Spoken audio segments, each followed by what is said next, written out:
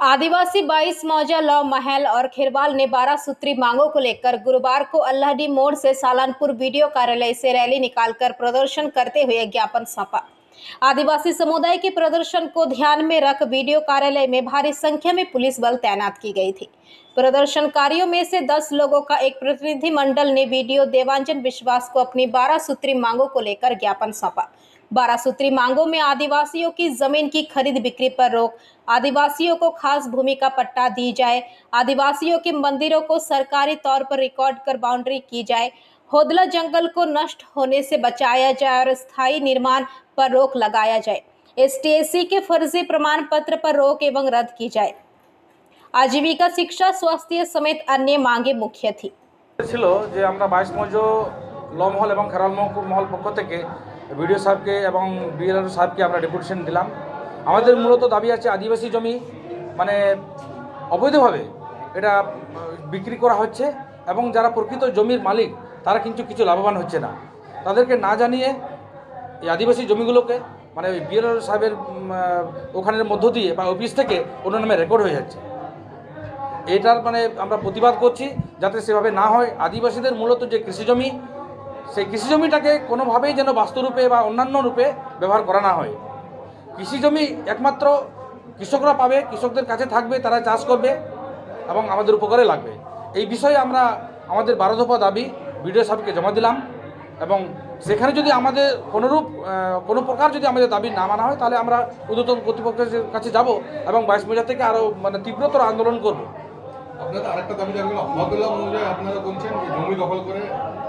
হ্যাঁ, হদলা মৌজায় আমাদের এরকম কিছু ডিসপিউট কেস আছে, কিছু সরকারি জমিকে অধিগ্রহণ করা হয়েছে এবং কিছু যিনি এই এলাকাটা করছেন বা যিনি তৈরি করছেন আর কি রিসোর্ট চিন্তাভাবনা রয়েছে, তিনি কিন্তু কিছু নিজের জমি কিনেছেন। তাছাড়া আরও অন্যান্য যারা সেখানে জমি চাষ করে বা যারা সেখানে বর্গাদার হিসেবে রয়েছে তারা কিন্তু তাদেরকে পাত্তা না দিয়ে বা তাদেরকে মুষ্টিমেয় টাকা পয়সা দিয়ে সেই জমিটাকে কেনার চেষ্টা করছে। মূলত আমরা হদলা বনভূমি যাতে রক্ষা করা যায়, কারণ হদলা বনভূমি হচ্ছে সালানপুর শিল্পাঞ্চলের একমাত্র অক্সিজেন সেখান থেকে উৎপন্ন কেন্দ্র। সেটা হদলা বনভূমি যদি কোনো একদিন হারিয়ে যায় তাহলে পুরোটা মাইথনের যে পুরো ব্যাপারটা ইকোসিস্টেমটা স্যার তার আমি একটা অংশ, আমি 22টা গ্রামের মড়ল এই যে আদিবাসী জমির উপরে কিংবা এই যে এখন উনি বললেন অনিয়ম হিসেবে হস্তান্তরিত হচ্ছে, সেটা আমরা বিএলআরওকে জানালাম এবং বিএলআরও সেটা খতিয়ে দেখবেন। এই যে মানে নিয়ম না মেনে কেউ বিক্রি করছে না কিন্তু স্থানান্তরণ হয়ে গেল, এ সকল আমরা জানিয়েছি। এই হদলার ব্যাপারে যেগুলো হয়েছে, যেটা বলেছেন উনি পারগানা বাবা, সেটাও উনি বলেছেন দেখবেন। এবং এই যে বিভিন্ন মহিষপুর অঞ্চলে ফ্যাক্টরি তৈরি হয়েছে সেখানেও এই জমি হস্তান্তরণ ওই অনিয়মভাবে হয়েছে এবং এখানে যে প্রদূষণ হচ্ছে সেটার উপরে ওনাকে কথা বলেছি। উনি কিন্তু আমাদের মানে ঠিক করে শুনেছেন এবং ভবিষ্যতে এটা দেখে আমাদেরকে ফিডব্যাক দেবেন। যদি উনি সময় মাফিক না করেন তাহলে এর ঊর্ধ্বে আমরা আন্দোলন করব, এর থেকে বড় আন্দোলন করব। এটাই আমাদের মূল কারণ। কত দফা দাবি আছে আপনার? 12 দফা। কি বললেন বিডিও সাহেব? বিডিও সাহেবকে আমরা পার্ট ওয়াইজ বললাম, তারপরে উনি হ্যাঁ বলেছেন, আমি নিজের করে দেখছি, বিবেচনা করে দেখছেন এবং বিএলআরওকেও কিছু।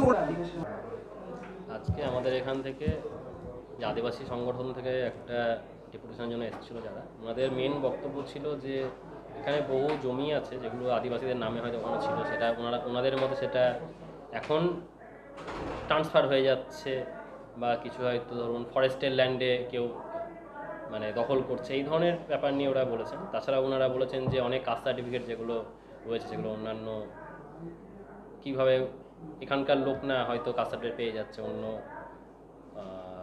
কী বলবো কাস্টের লোক কী করে আদিবাসী কাস্ট সার্টিফিকেট পেয়ে যাচ্ছে, এই নিয়েই ওনারা এটা ডেপুটেশন দিতে এসেছিলেন।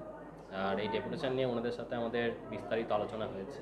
আমরা ওদের বলেছি যে এই ব্যাপারে আমরা দেখব এবং ওনাদের যাতে এরকম কোনো অভিযোগ না থাকে এবং অভিযোগ প্রশমিত করার সম্পূর্ণ রকম চেষ্টা করব। আমরা ওনাদের বক্তব্য আমরা শুনেছি, ডিটেলসে আলোচনা হয়েছে ওনাদের সাথে, ওনাদের বলেছি ওনাদের কী করণীয় এবং আমরা কী করব।